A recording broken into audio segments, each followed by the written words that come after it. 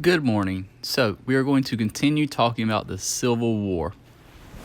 So, yesterday we talked about the election of 1860. The election of 1860 saw President Abraham Lincoln come into office.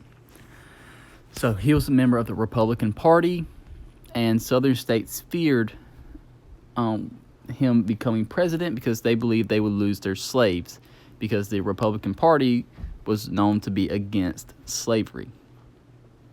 What the southern states didn't realize is that any state that was already a slave state could not be changed to a free state.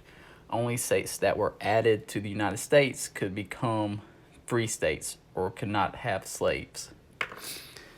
So their rights were protected in having slaves, even though it was wrong. And they did not realize this, so they were fearful of Abraham Lincoln becoming president. And because of this, 11 southern states ended up leaving the United States.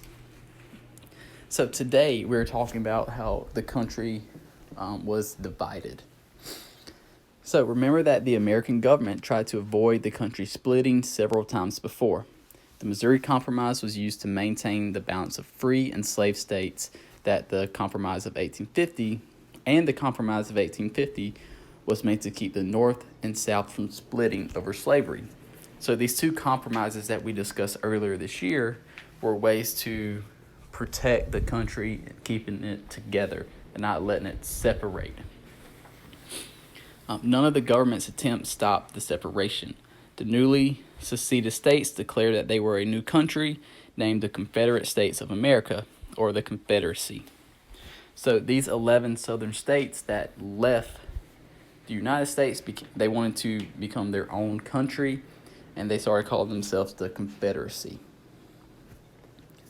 They quickly wrote a constitution that allowed both slavery and state rights, and Jefferson Davis was elected as their president.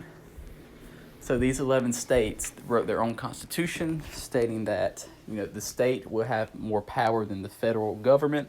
So these 11 states would each have power that overruled all the 11 states together.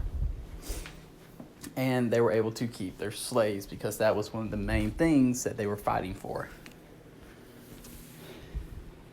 When the war began at Fort Sumter in 1861, neither the Union nor the Confederacy entered the war with the goal of changing the status of African Americans.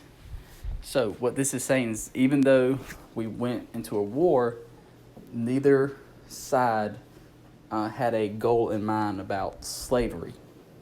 This was something that was taught about and added on later. So this is the last slide for this PowerPoint.